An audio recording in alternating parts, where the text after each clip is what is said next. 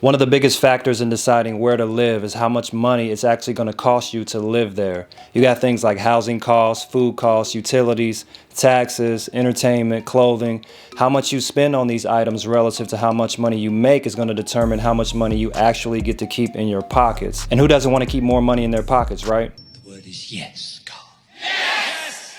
Yes! Yes! So in this video, we're going to be talking about all those items, and I'm going to dive deep into what it actually costs to live in Cincinnati, Ohio. Let's get into it.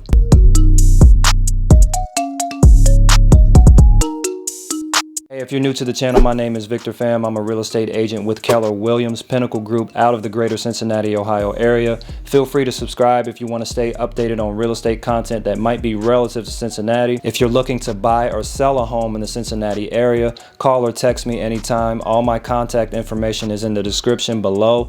I'd love to help you with any real estate needs that you might have. Okay, so I was born right here in Cincinnati. I've been in the surrounding area my whole life.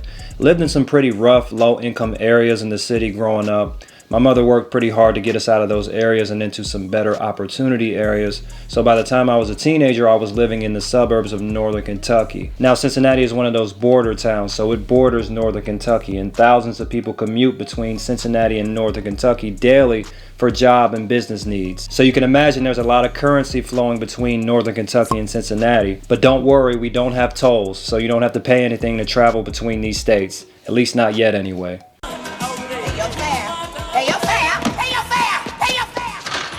But after I graduated high school, I worked a few years as an adult and then decided to move back to Cincinnati, where I've been ever since. One of the things I've really come to appreciate about living here in Cincinnati is how affordable the living really is. So let's start with the housing costs. Did you know that the average American spends almost 40% of their income on housing expenses alone? That is a huge chunk of your money, so this one is important to consider. All right, so one of the websites that I use occasionally is called realwealthnetwork.com. This site is actually geared more towards investors, but I found the data that they get on this website to be fairly accurate. You can see right here, they have the median home price in Cincinnati at $195,000, a little under $200,000.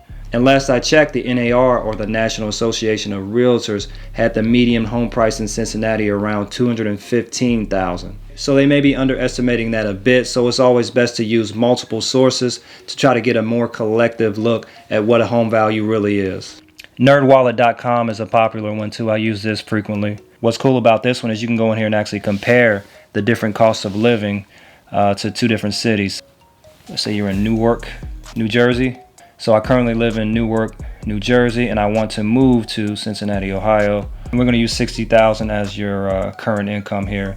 And it gives you a little estimate here. It says to maintain your current standard of living in Cincinnati, Ohio, you only need to make $45,000, which is 25% lower than what you would need to live in Newark, New Jersey. Now, so you can see here, Newark, New Jersey, about $1,800 to rent a 2-bedroom apartment.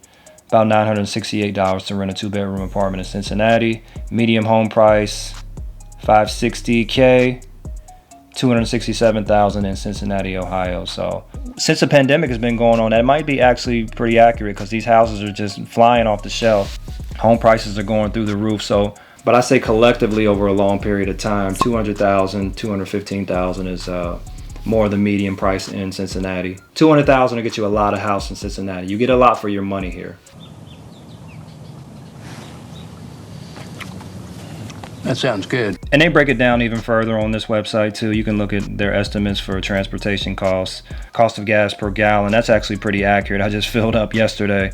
I don't think I paid around $2.87 or something like that. So that's almost spot on. Food costs, they break down and give you a comparison of what different grocery costs are and whatnot. So entertainment, healthcare, some pretty cool stuff on this site. Another good site I like to use is called niche.com. Now I usually use this for looking for schools. So if we're looking to move and I want a specific type of school district for my children, this site comes in handy. And it kind of like grades you like you're in school. You get an A, B, C, D, stuff like that. So cost of living in Cincinnati, they rated it a B+, which is definitely above average, so that's good. Cincinnati rated number 43 in best cities for young professionals in America. So that's good if you're a millennial and you're looking to come in and prosper. Definitely a promising place. I would attest to that. Population around 300,000, so it's not oversaturated. It's not overpopulated or anything. So you're going to get a pretty good amount of house for your money in Cincinnati. But what about the taxes? That's always a big point of contention. I know it's bad enough we get taxed by the federal government, but what about the state taxes? There are 8 states in America where you do not have to pay state taxes. Ohio is not one of them. Cincinnati is in Ohio, so therefore you have to pay state taxes if you live in Cincinnati. But the good news is they are significantly lower than many other major areas. If you get on wallethub.com, you can get a lot of information relative to taxes. And here it just shows the overall tax burden by state. So basically what kind of taxes you're going to incur living in these states. Ohio is actually ranked 12th on this list. You can see right here. Overall tax burden 9.34%. So compared to the states that are higher on this list, that's not too bad. I've seen worse. So another thing you can do on this website is you can look at the property taxes and compare them by state. Here they have them ranked from the lowest property taxes up to the highest. Based on a house for $217,000. You can see Ohio is way down here. And remember, we're increasing as we go down. Ohio is 39th. So you're going to pay about $3,400 a year on a house that's valued at $217,000. Now that's not the highest, and it's definitely not the lowest amount of taxes you're going to pay on a house. But relative to the cheaper home price and the amount of home you get, it sort of balances itself out. I guess it's hard to get both. You're not going to get really, really cheap real estate and really, really cheap property taxes. All right, the last thing I want to hit on are the utility costs. Now, this factors in a lot with the weather here in Cincinnati. We are in the Midwest, so we do get about 3 months of winter, and it can get pretty cold, which means you're going to need some heat in your home. I was messing around on Google and found this neat little website called howmuch.net, and it gives you a breakdown, sort of an average of all the costs of different utilities in all the states here. So green is electricity and purple is natural gas, which are the main energy sources that we use here in Cincinnati. If you go down here to Ohio, you can see they give you the total cost of all the utilities, including the water and everything. But if you look at just the natural gas and the electricity, you're looking at about, what, $250 a month just for basic energy. That's your electric and your gas. Through my experience, that's pretty close. That's not too far off. Now, those bills obviously will fluctuate. I've seen winter energy bills in larger homes get pretty expensive. And in the nicer months where you don't need to use as much heat or air conditioning, the bill can be almost nothing. If you live in a warmer climate, you may have similar experiences. I have some friends in Phoenix, Arizona, and they say in the ridiculously hot summer months, the energy bills can get very expensive because they have to run the AC so much. But then in the cooler months, they don't have to use anything and they can save a lot more on the bill.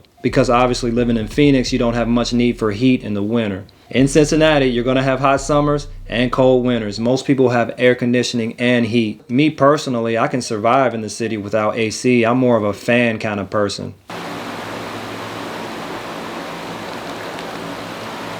But you can't go without heat living here, which actually brings me into my last cost, the clothing. If you're accustomed to warmer weather all year long, then you're used to getting by with thinner layers of clothing. This is why I love summer so much. I can just wear $8 t-shirts all year long. But living in Cincinnati, you may have to invest in some thicker layers of clothing if you want to be comfortable when old man winter comes around. Things like heavier jackets, sweaters, hats, gloves, and all that good stuff.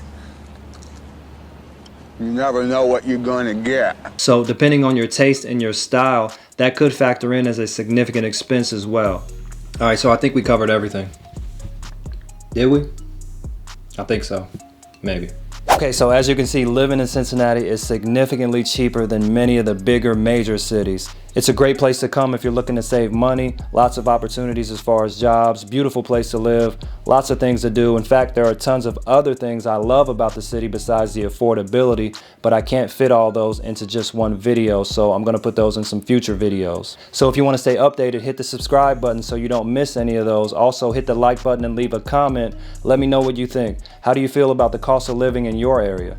If you're looking to relocate to the Cincinnati area, or if you have any buying or selling needs, please reach out to me. I'd love to help you with that. You can text me or call me anytime. Like I said, all my contact information is in the description box below.